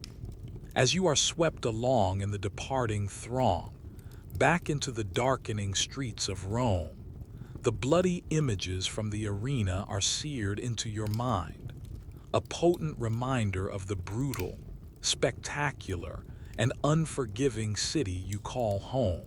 You spill out of the Colosseum's vomitorium along with thousands of others, a human river flooding the surrounding streets. The shared, focused energy of the crowd inside the arena immediately dissipates, fracturing into countless individual journeys home. The brief, torchlit order of the games gives way to the deep, chaotic darkness of the Roman night. The sun has long since set, and a sliver of moon provides only the faintest silver light, casting long, distorted shadows that dance and flicker. Your journey home is now a far more perilous undertaking than your morning commute. The city at night is a different beast entirely, a place of hidden dangers and palpable menace. The primary reason for this is the profound darkness. There is no public street lighting in ancient Rome. The main avenues might be partially illuminated by the oil lamps hanging outside the porticos of wealthy homes, or the flickering torches outside a tavern that stays open late. But these are mere pockets of light in an ocean of blackness. The narrow, winding alleys of your neighborhood are pitch black, an absolute and disorienting void. You clutch the small pouch with your day's wages tightly in your hand. The few bronze coins that felt so substantial this afternoon now feel like a dangerous liability, a magnet for trouble. The streets that were merely chaotic by day are now actively threatening. The daytime crowds provided a certain anonymity and safety in numbers. Now, the streets are sparsely populated, and every approaching footstep, every shadow that moves in a doorway, is a potential threat. Mugging was an epidemic in Rome. The city had no organized police force in the modern sense. While the Praetorian Guard protected the emperor, and the urban cohorts acted as a kind of heavy-duty riot patrol, there was no one patrolling the back streets to ensure the safety of the average citizen. Justice was largely a private matter. If you were robbed, your only recourse was to try and identify the culprit and bring a private lawsuit against them, an impossible task for someone of your station. The satirist Juvenal wrote extensively about the terror of the Roman night, of being accosted by drunken bullies or desperate thieves. That fear is very real to you now. You try to stick to the wider, more populated streets for as long as you can, moving quickly and purposefully.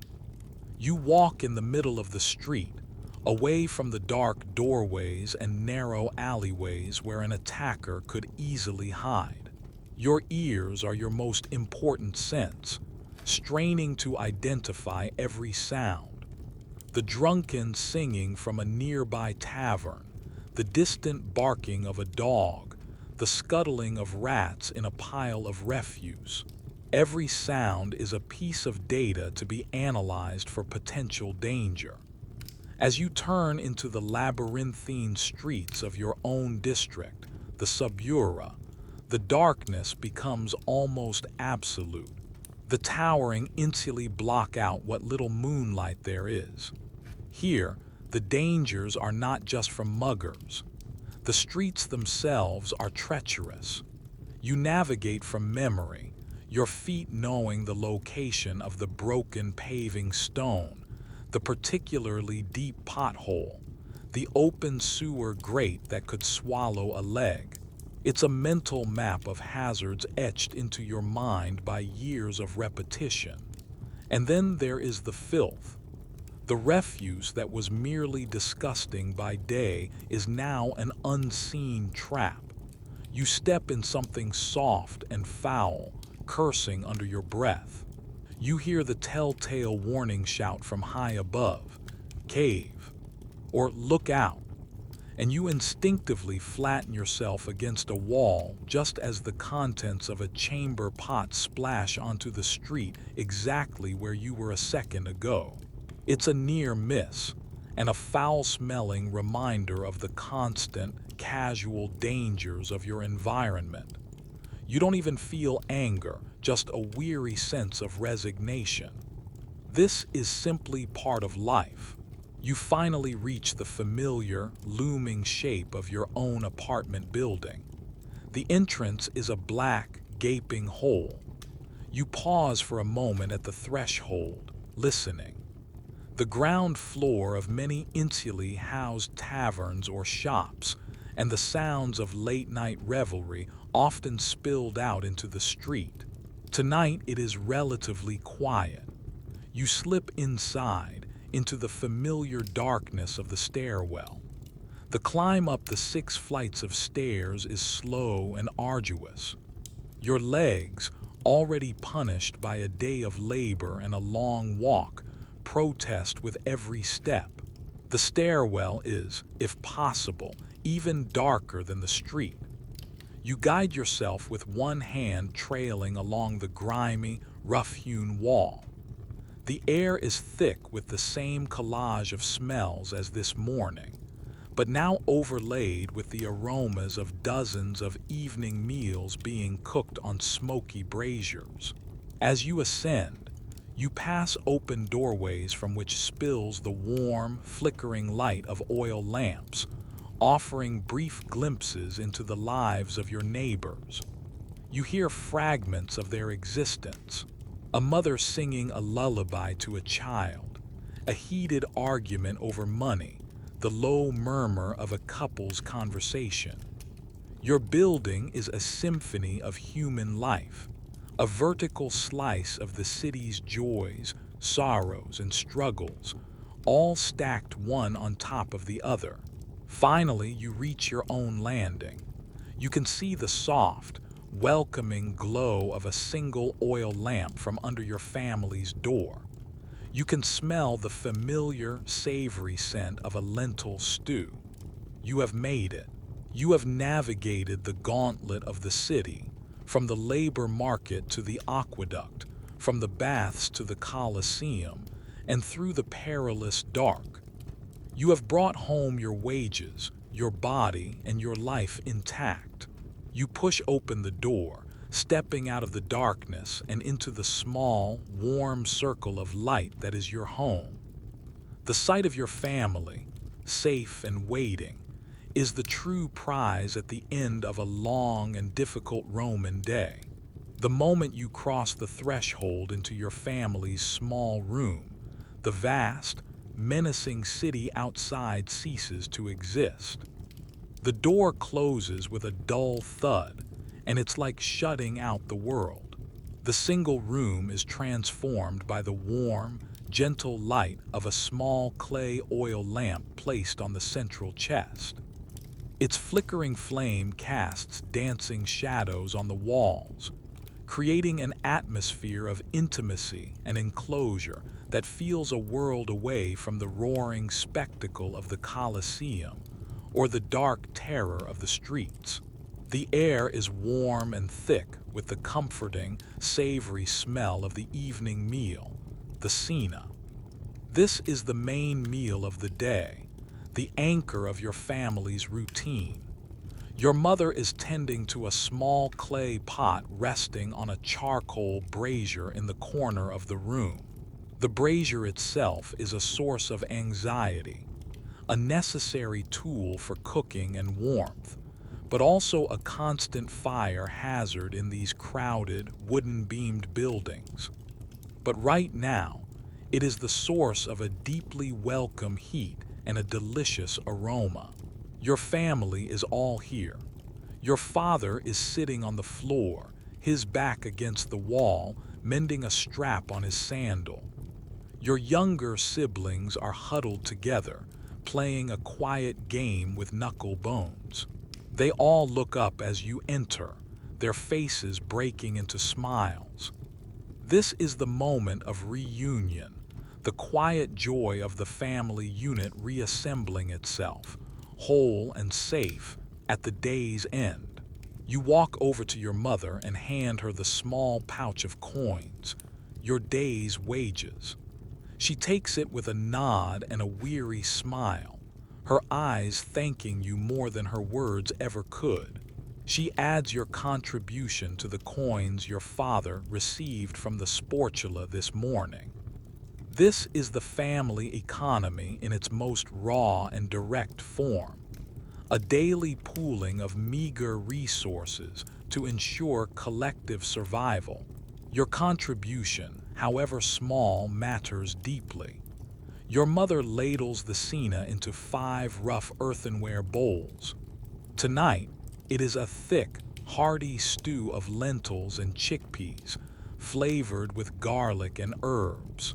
Remember that gritty bread from this morning. Its evening counterpart is here, ready to be used as a utensil. For most of the Roman poor, meat was a rare luxury, perhaps enjoyed on a special festival day, or if a sacrifice at a local temple provided a cheap source. The daily diet was overwhelmingly vegetarian, based on grains, legumes, and whatever cheap vegetables were available at the market. Tonight's stew is a typical, nourishing, and affordable meal. You all gather in a rough circle on the floor, your bowls in your laps. There is no dining table, no chairs. You eat with your hands, using chunks of the bread to scoop up the hot, savory stew. After the strange, heavily spiced mystery stew you had for lunch, this simple, familiar food tastes like the very essence of comfort and safety. The lentils are soft and earthy, the garlic providing a gentle warmth. It is a meal born of necessity but cooked with care. It is the taste of home. As you eat, you share the stories of your day. Your father talks about the gossip he heard in the forum. You, in turn, describe the backbreaking work at the aqueduct, the overwhelming spectacle of the games, the perilous walk home. Your younger brother proudly shows you a small wooden toy he carved. This is the time for connection, for re-establishing the bonds that the day's separate struggles have strained. Historians can reconstruct diets from archaeological remains and lists of market prices, but they can only speculate on the texture of these family moments, the quiet conversations, the shared laughter, the simple comfort of being together in a small, safe space. The meal is not rushed, but it is not lingered over either. Once the food is gone, the rhythm of the evening's chores begins. Your mother cleans the bowls with a rag and a little water, which will be unceremoniously tossed out the window. Your father extinguishes the cooking brazier, ensuring no stray embers are left to spark a disaster. You help your younger siblings prepare for bed. The concept of a relaxing evening as we know it, reading a book, watching a screen, pursuing a hobby, is entirely alien. Your entertainment was the bloody spectacle at the Colosseum. Your relaxation was the vigorous scrubbing at the baths. The evening at home is for essential tasks and the simple, profound act of being together. The oil for the lamp is a precious commodity, not to be wasted on idle hours. Once the chores are done, the lamp will be extinguished, plunging the room into darkness. As you prepare for sleep, you look around the small room at the familiar faces of your family illuminated by the soft, flickering lamplight. You see the deep lines of fatigue on your father's face, the quiet strength in your mother's eyes, the sleepy innocence of your siblings. This small, cramped room on the fourth floor of a noisy, dangerous tenement building is your entire world. It is not a place of comfort or luxury, but it is a place of love and resilience. It is the sanctuary you have all built together against the harshness of the city. The day has been a long and arduous journey, a microcosm of your life in Rome. It began with a struggle for sustenance, continued with grueling labor, and was punctuated by moments of communal ritual and brutal spectacle. It was a day that tested your body, your nerves, and your spirit. But it ends here, in this small circle of warmth and familiarity. As your mother finally pinches the wick of the oil lamp, plunging the room into a soft, velvety darkness, you feel a sense of profound peace. The city outside may still hum with menace and activity, but in here, for a few precious hours, you are home. You are safe, and that is more than enough. The extinguishing of the oil lamp signals the final, definitive end to the day. The warm, golden bubble of your family's world collapses into the universal darkness of the night. You are once again navigating by touch and sound, moving with practiced care in the cramped space. The transition is swift. One moment, you are a family sharing a room. The next, you are separate individuals finding your small territories on the floor for sleep. You and your siblings arrange the thin straw mattresses and coarse wool blankets, the same ones you woke up in what feels like a lifetime ago. The floor is as hard as it was this morning, the blanket just as scratchy. There is no change of clothes for sleeping. You simply lie down in the same tunic you have worn all day, its fabric still carrying the faint, ghostly sense of your labor. The dust of the aqueduct site, the steam of the baths, the sweat of the crowd at the games. It is a testament to the day's journey.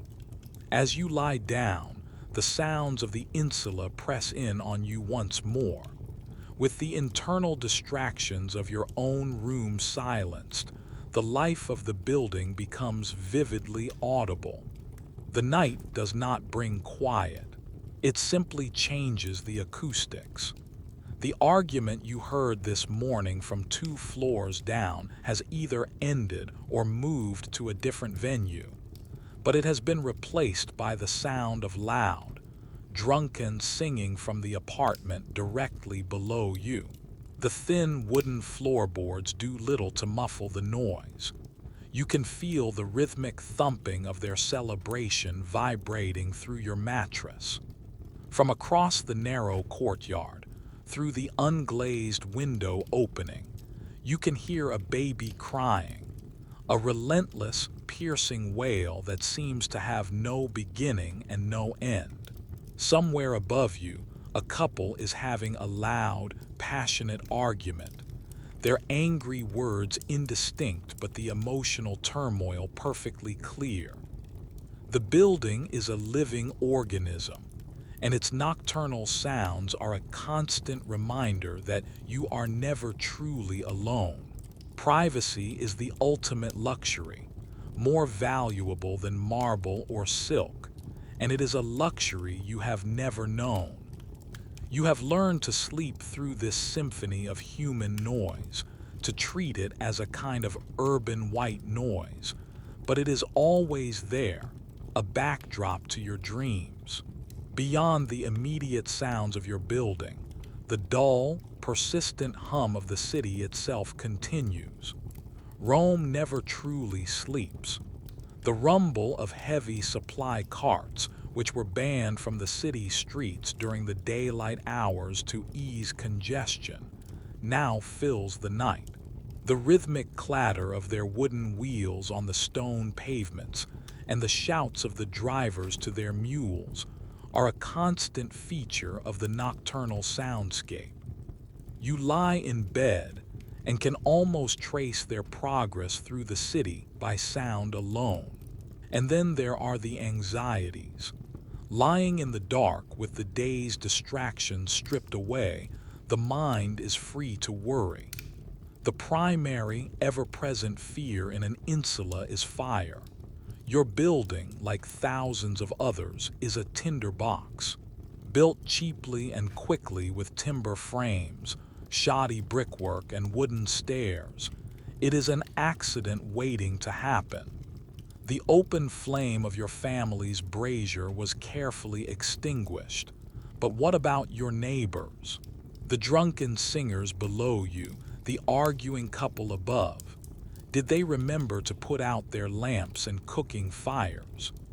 A single moment of carelessness could doom the entire building, and your high-up apartment on the 4th floor would become a death trap, impossible to escape.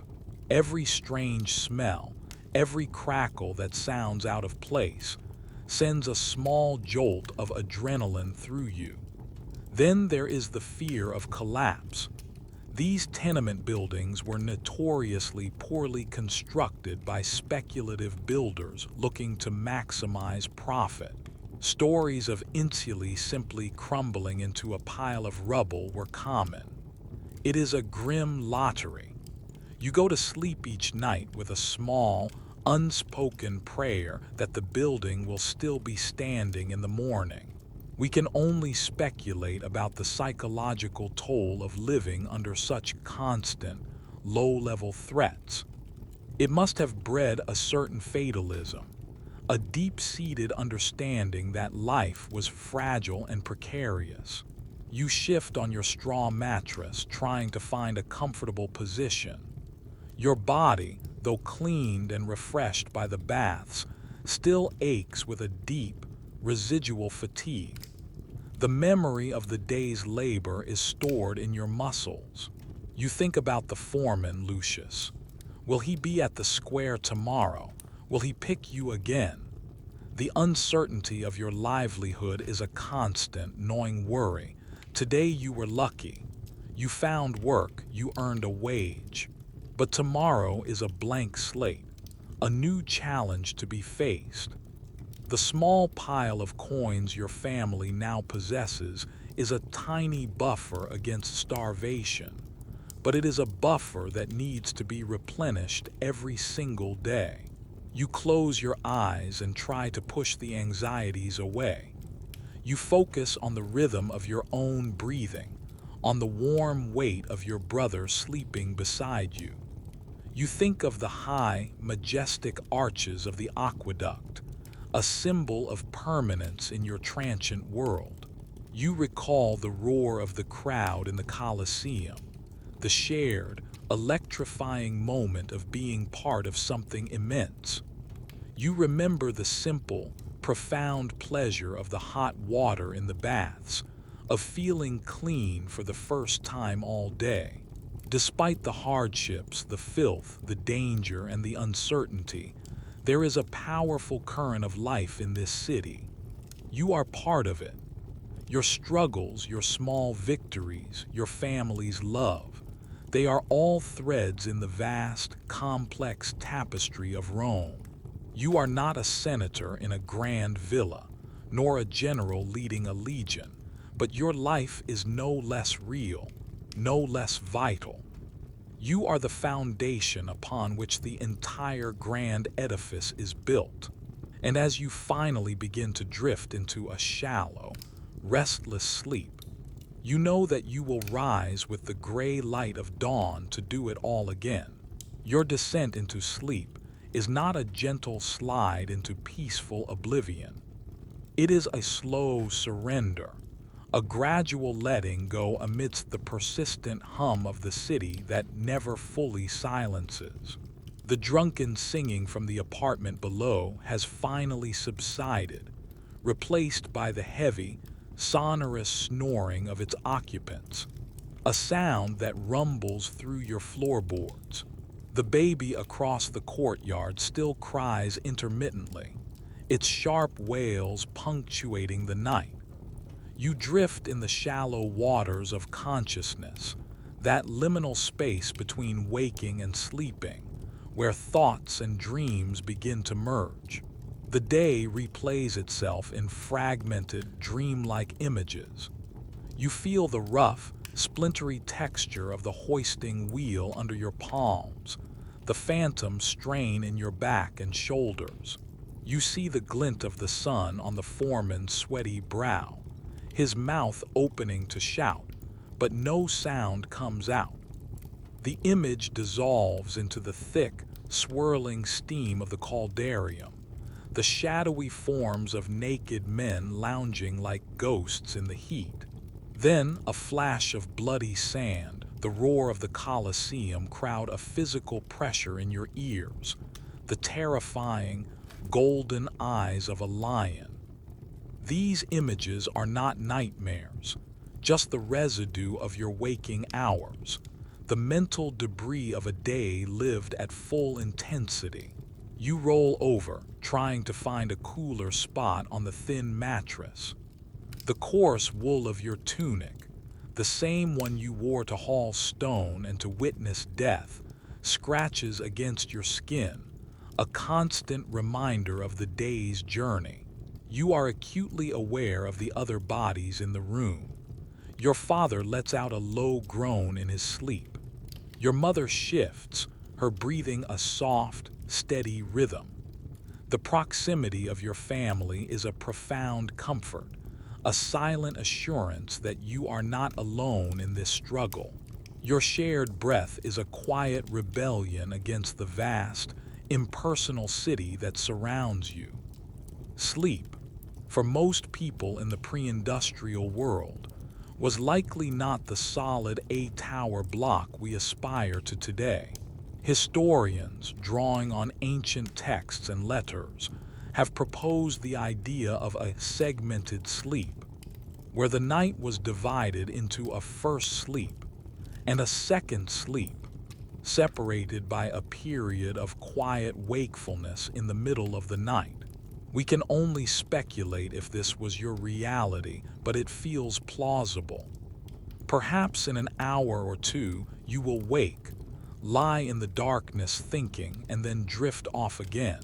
In a world without artificial light to rigidly structure the day, human sleep patterns may have been more fluid, more attuned to the natural rhythms of light and dark. As you lie here, suspended in the quiet darkness, your mind drifts to the bigger picture. You think of the sheer, staggering number of people packed into this single city. 1 million souls, each with their own day, their own struggles, their own hopes and fears.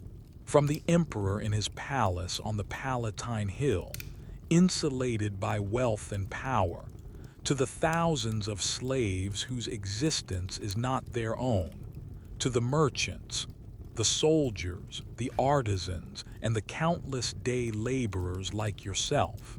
All of you are caught in the powerful gravity of this place. You are all cogs in the immense, complex, and often brutal machine of Rome. The city is a paradox. It is a place of unparalleled engineering marvels like the aqueduct you helped repair, a structure that brings life-giving water from miles away. Yet it is also a place where you have to dodge human waste being thrown from a window. It is a place of sophisticated law and governance, yet you clutch your wages in fear of being mugged in the dark. It is a place that can offer the sublime communal pleasure of the baths and the horrific, state-sanctioned slaughter of the Colosseum as part of the same afternoon's entertainment. It is a city of staggering contradictions, of beauty and filth, of order and chaos, of profound resilience and casual brutality. Your place in it is small and precarious. You own nothing but the clothes on your back and a share of the few items in your family's chest. Your future is a vast unknown, dependent on the strength of your body and the whims of the labor market. But you are not without agency. You made the choice to follow the foreman. You endured the labor. You sought the cleansing of the baths and the spectacle of the games. You returned home to the warmth of your family. These small acts of will, of choice, are what constitute your life. Your breathing deepens. Your thoughts begin to slow and lose their sharp edges. The external sounds of the insula and the city begin to fade. No longer individual noises, but a single, unified, low-frequency hum. It is the sound of 1 million lives being lived, the sound of the empire's heart beating. It is the lullaby of your city. As you finally succumb to the pull of a deeper sleep, the last vestiges of your consciousness hold onto a simple, fundamental truth. You have survived another day, and in this place at this time, that is a victory. The worries of tomorrow can wait for the morning light. For now, there is only the darkness, the quiet breathing of your family, and the uneasy, dream-filled rest of a Roman citizen.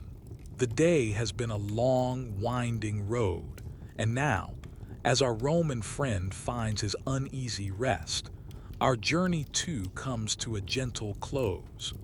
His world, so vibrant and harsh, begins to fade. The scent of wood smoke and lentil stew, the distant echo of the Colosseum's roar, the chilling memory of the unlit alleys, let them all soften and recede now. Feel the immense distance of time that separates your world from his. His struggles for work, for safety, for a simple hot meal, cast a long shadow, reminding us of the comforts we so often take for granted. The solid roof over your head, the clean water that flows with a simple turn of a knob, the light that fills a room at the flick of a switch. These are the legacies of centuries of human effort, built upon the foundations of countless lives like the one we followed tonight. Appreciate the profound quiet of your own room, the safety of your own bed. There are no drunken shouts from the neighbors below, no fear of the ceiling collapsing as you sleep. There is only peace. Let the story of this long Roman day dissolve into the background, becoming a soft, distant murmur. Allow your own body to feel heavy and relaxed, your own mind to feel calm and untroubled. The struggles of ancient Rome are over. The challenges of your own day are done. All that is left now is this moment of perfect, quiet stillness. Let your breath be slow and deep, and allow the gentle tide of sleep to carry you away.